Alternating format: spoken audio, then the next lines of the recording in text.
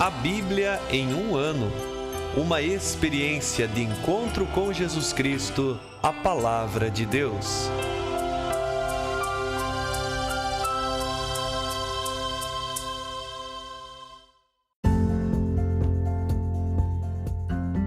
Olá, eu sou Gabriel, seminarista da Diocese de Ponta Grossa, Paraná.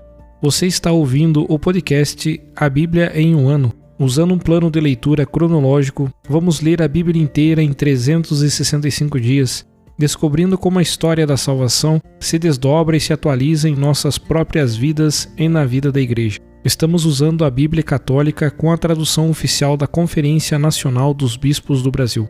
Você pode baixar o plano de leitura completo por meio de um link que você encontra na página do Instagram abiblia.emumano ou do facebook.com/seminariopg. Inscreva-se nesse podcast por meio da plataforma que preferir para receber as notificações diárias dos novos episódios.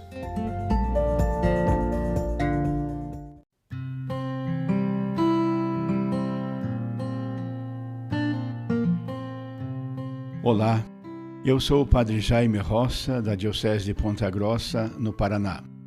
Antes de iniciarmos a leitura e a escuta dos textos bíblicos propostos para hoje, peçamos que pela ação de Deus, a sua palavra frutifique em nossas vidas.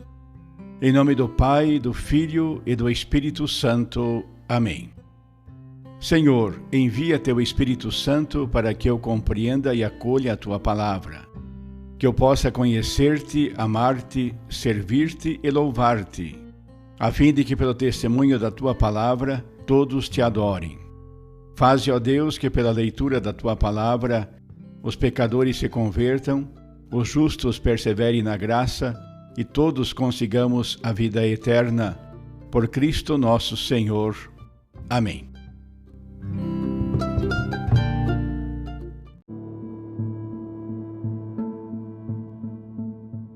Olá, amigos do nosso podcast A Bíblia em um ano. Hoje estamos no dia 58 das nossas leituras. Leremos nesse dia o capítulo 37 e 38 do Êxodo, capítulo 26 de Levítico e o Salmo 25. Êxodo capítulo 37. Bezaleel fez a arca de madeira de acácia com 2,5 côvados de comprimento, 1,5 de largura e 1,5 de altura. Revestiu-a de ouro puro, por dentro e por fora, e pôs-lhe em volta uma moldura de ouro.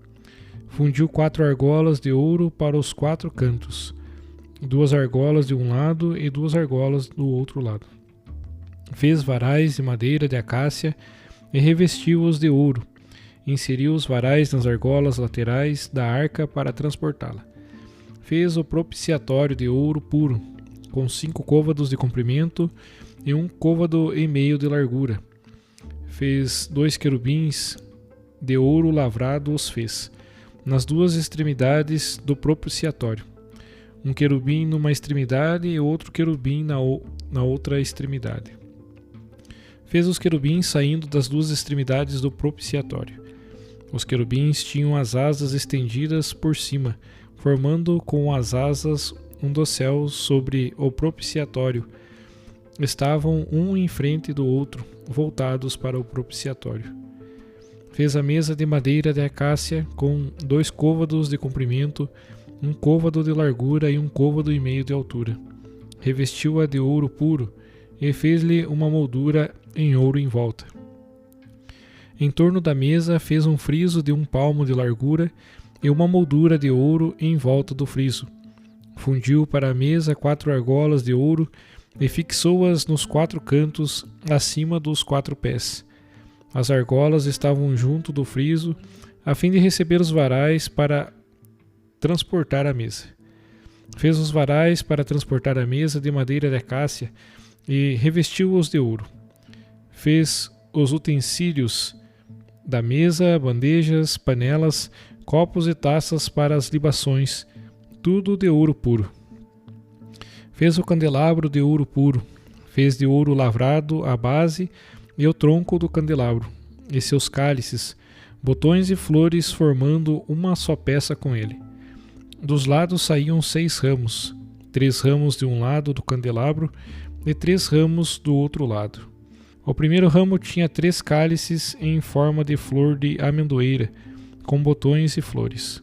O segundo ramo tinha também 3 cálices em forma de flor de amendoeira, com botões e flores, e assim todos os 6 ramos que saíam do candelabro.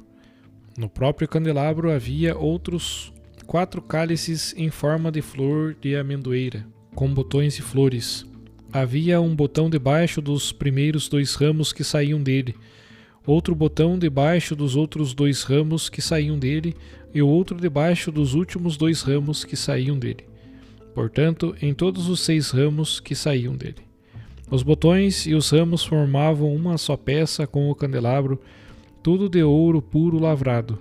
Fez 7 lâmpadas com suas tesouras de pavio e seus apagadores, tudo de ouro puro. Utilizou um talento de ouro puro para fazer o candelabro e todos os seus utensílios. Fez o altar de incenso de madeira de acácia. Era quadrado, com 1 côvado de comprimento, 1 côvado de largura e 2 côvados de altura, e com chifres saindo dele. Revestiu-o de ouro puro por cima, em redor dos lados e nos chifres das pontas. Em volta do altar fez uma moldura de ouro. Por baixo da moldura, nos 2 painéis laterais, fez 2 argolas de ouro para receberem os varais para transportá-lo. Fez os varais de madeira de acácia e os revestiu de ouro. Preparou também o óleo sagrado para a unção e o incenso aromático puríssimo, segundo a arte da perfumaria. Capítulo 38. Fez de madeira de acácia o altar do holocausto. Era quadrado e tinha 5 côvados de comprimento, 5 côvados de largura e 3 côvados de altura. Nos 4 cantos fez chifres que sobressaíam dele, e o revestiu de bronze. Fez também de bronze todos os utensílios do altar, os vasos, as pás, as bacias, os garfos e os braseiros. Fez para o altar uma grelha de bronze em forma de rede, debaixo da beirada do altar, à meia altura. Fundiu 4 argolas para 4 cantos da grelha de bronze para receber os varais. Fez os varais de madeira de acácia e revestiu-os de bronze, introduzindo-os nas argolas dos 2 lados do altar, para assim transportá-lo. Fez o altar de tábuas oco por dentro e com os espelhos de bronze das mulheres que prestavam serviço à entrada da tenda do encontro. Fez a bacia e seu suporte.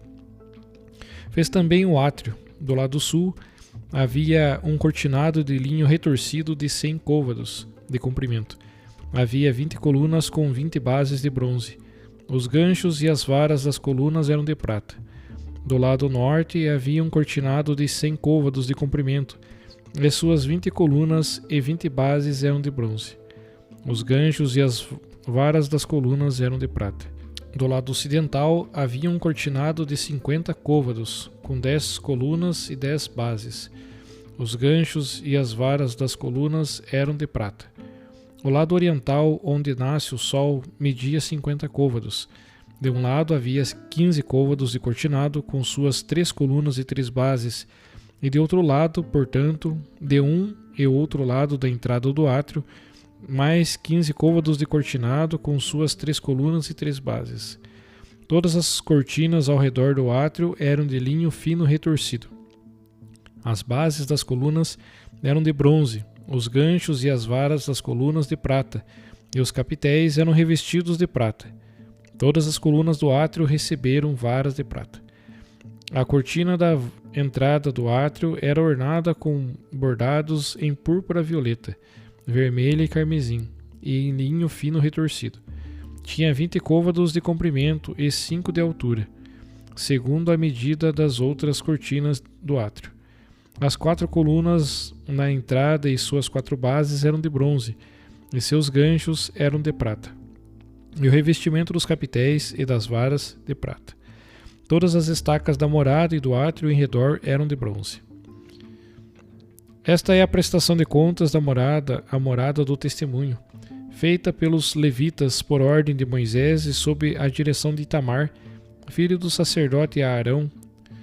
Foi Bezaleel, filho de Uri, filho de Ur, da tribo de Judá, quem executou tudo o que o Senhor tinha ordenado a Moisés, com a ajuda de Oliabe, filho de Aquisameque, da tribo de Dan, habilidoso escultor, artista e bordador em púrpura violeta, vermelho e carmesim e em linho fino. O total do ouro empregado nas várias obras de construção do santuário, ouro proveniente das ofertas movidas, foi de 29 talentos e 730 ciclos, segundo o ciclo do santuário. A prata recolhida dos recenseados da comunidade atingiu 100 talentos e 1.775 ciclos, segundo o ciclo do santuário. Coletou-se meio ciclo, segundo o ciclo do santuário, de cada um dos recenseados com mais de 20 anos, isto é, 603.550 homens. Foram usados 100 talentos de prata para fundir as bases do santuário e as bases do véu, um talento para cada qual das 100 bases. Com os restantes 1.775 ciclos, foram feitos os ganchos para as colunas e revestidos os capitéis. O bronze proveniente das ofertas movidas chegava a 70 talentos e 2.400 ciclos. Com ele se fizeram as bases da entrada da tenda do encontro, o altar de bronze, com sua grelha e os demais utensílios dele, as bases do átrio em redor e da porta do átrio, e todas as estacas da morada e do átrio em redor. Levítico capítulo 26. Não fareis para vós falsos deuses, nem erguereis para vós ídolos ou pilares sagrados, nem poreis em vossa terra pedra esculpida alguma para vos trardes diante dela. Pois eu sou o Senhor vosso Deus. Guardareis meus sábados e tereis temor ao meu santuário. Eu sou o Senhor. Se andardes nos meus preceitos e guardardes e praticardes meus mandamentos, eu vos mandarei as chuvas a seu tempo, a terra dará seu produto, e as árvores do campo darão seu fruto. A debulha do trigo se estenderá até a vindima, e a vindima até a semeadura. Comereis vosso pão com fartura e habitareis seguros na vossa terra. Estabelecerei a paz na terra e dormireis sem que ninguém vos amedronte. Afastarei da terra os animais malignos, e a espada não passará por vossa terra. Perseguireis os vossos inimigos, e eles tombarão diante de vós pela espada. 5 de vós perseguirão a 100, e 100 de vós perseguirão a 1000. E os vossos inimigos tombarão diante de vós pela espada. Volverei para vós o meu olhar, vos tornarei fecundos e vos multiplicarei, e confirmarei a minha aliança convosco. Estareis ainda comendo da colheita antiga, quando tirardes a antiga para dar lugar à nova. Estabelecerei minha morada no meio de vós, e não vos rejeitarei. Andarei no meio de vós, e serei vosso Deus, e vós sereis meu povo. Eu sou o Senhor vosso Deus, que vos fiz sair da terra do Egito, para não mais serdes seus escravos. Eu quebrei as barras de vosso jugo, e vos fiz andar erguidos. Se porém não me escutardes e não praticardes todos estes mandamentos, se desprezardes meus estatutos e rejeitardes meus preceitos, deixando de praticar os meus mandamentos e violando a minha aliança, eis o que vos farei de minha parte. Mandarei sobre vós o terror repentino, a tísica e a febre, que vos consumirão os olhos e farão definhar a vida. Em vão semeareis vossa semente, pois vossos inimigos a comerão. Eu me voltarei contra vós, e sereis derrotados por vossos inimigos. Os que vos odeiam dominarão sobre vós, e fugireis, mesmo que ninguém vos persiga. E se nem depois disso me obedecerdes, eu vos castigarei ainda 7 vezes mais pelos vossos pecados. Quebrarei vossa soberba, tornarei os céus sobre vós como ferro, e vossa terra como bronze. Em vão será gasta a vossa força, e a vossa terra não dará seu produto, nem a árvore do campo seu fruto. Se me enfrentardes, recusando-vos a me ouvir, eu vos golpearei ainda 7 vezes mais, segundo a medida de vossos pecados. Soltarei contra vós as feras selvagens, para que vos deixem sem filhos, dizimem vosso gado, vos reduzam a poucos e vossos caminhos fiquem desertos. E se com tudo isso não vos deixardes corrigir por mim e continuardes a me enfrentar, também eu vos enfrentarei, e por minha vez vos golpearei 7 vezes mais pelos vossos pecados.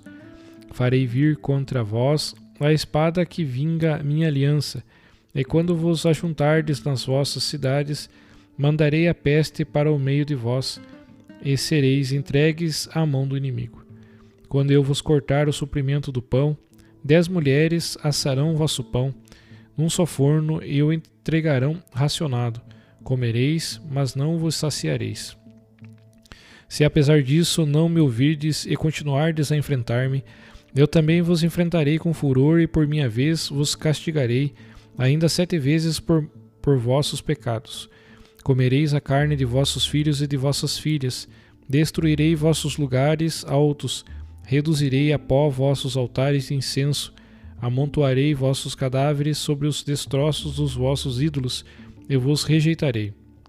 Reduzirei vossas cidades a lugares ermos e devastarei os vossos santuários, e não quererei mais sentir o suave odor das vossas ofertas.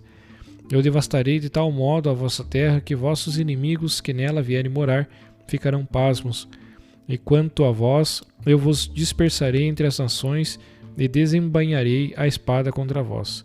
Vossa terra ficará devastada e vossas cidades se tornarão lugares ermos. Então, durante todo o tempo da desolação, a terra desfrutará seus sábados enquanto vós permanecereis na terra dos vossos inimigos.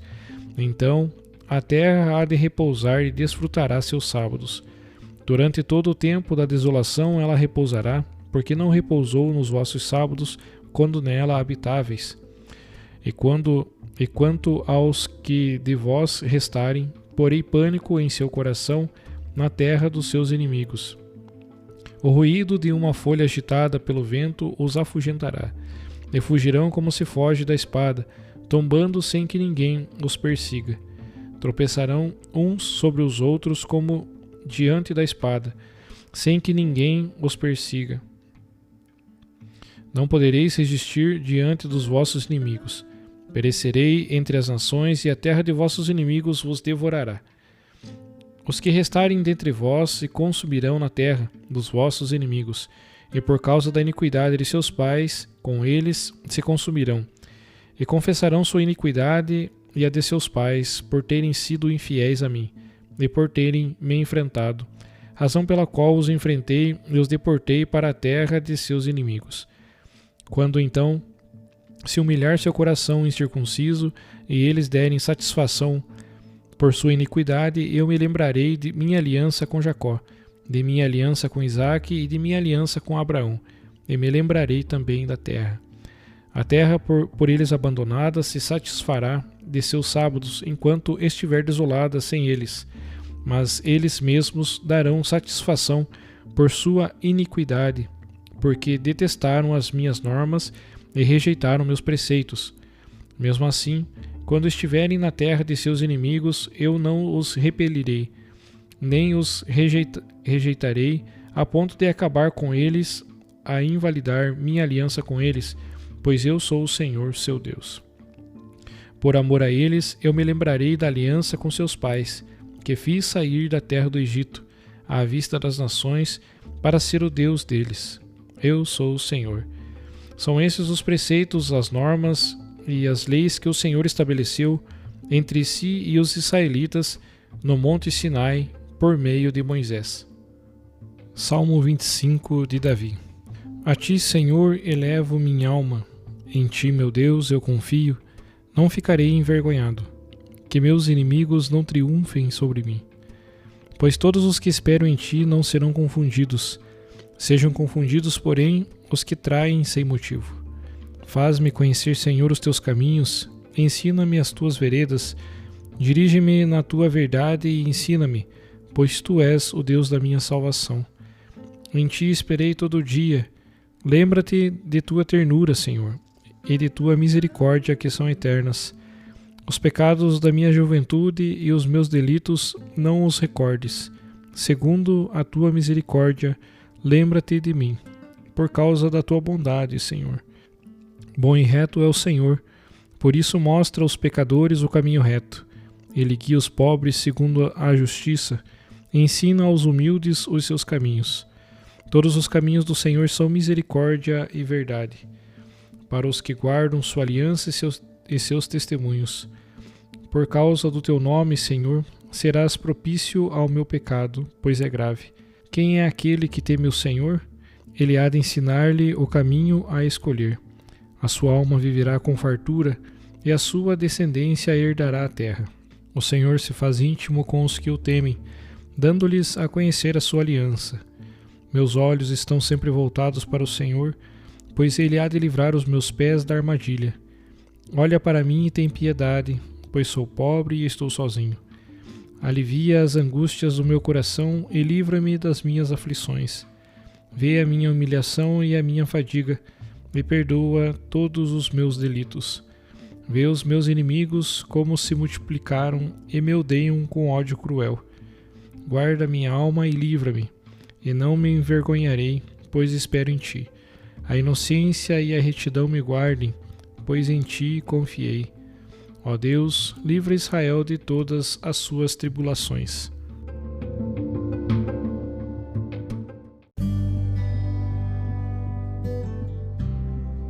Meus queridos irmãos, queridas irmãs, eu sou o Padre Atanagildo Vaz Neto, da Diocese de Ponta Grossa, no Paraná. E nós, hoje, na nossa leitura, neste caminho que estamos fazendo com o livro do Êxodo, acompanhamos os capítulos 37 e 38 e percebemos todo o cuidado, todo o zelo que foi colocado justamente na construção deste espaço sagrado. E quando nós ouvimos até mesmo uma espécie de relatório, com os gastos que foram empregados ali para a construção de um lugar tão bonito, tão belo, para ser justamente um sinal do encontro com Deus. E vejam, meus queridos, para nós fica uma reflexão bastante interessante, porque eles consideravam justamente assim, o melhor para Deus. Até um tempo atrás, também se considerava assim, o melhor para Deus, o melhor para as coisas de Deus. Teve uma frase justamente do nosso antigo bispo, Dom Geraldo, que quando, na época da construção da nova catedral, ele falava justamente isso, o melhor para Deus. Nós vamos deixando de lado esta concepção e muitas vezes damos para Deus somente o refúgio, aquilo que nos sobra, seja o que nos sobra no tempo, seja o que nos sobra em disponibilidade, seja o que nos sobra dos dons que nós recebemos, seja até mesmo dos nossos bens materiais, aquilo que sobra, aquilo que é pouquinho, aquilo que não vai me fazer falta. Deixamos justamente de considerar esta dimensão do melhor para Deus. Que essa leitura nos inspire a buscarmos realmente sermos o melhor para Deus e darmos o melhor para a sua obra.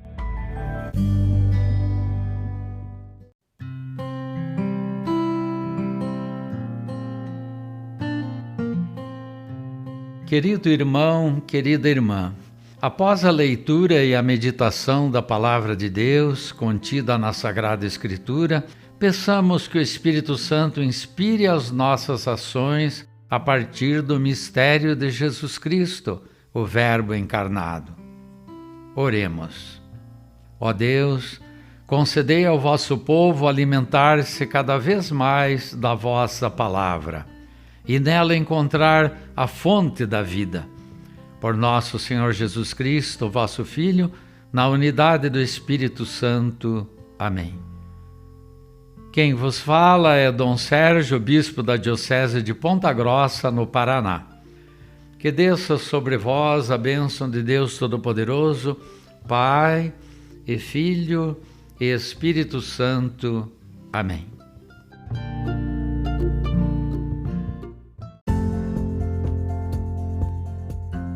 Você acaba de ouvir mais um episódio do podcast A Bíblia em um Ano.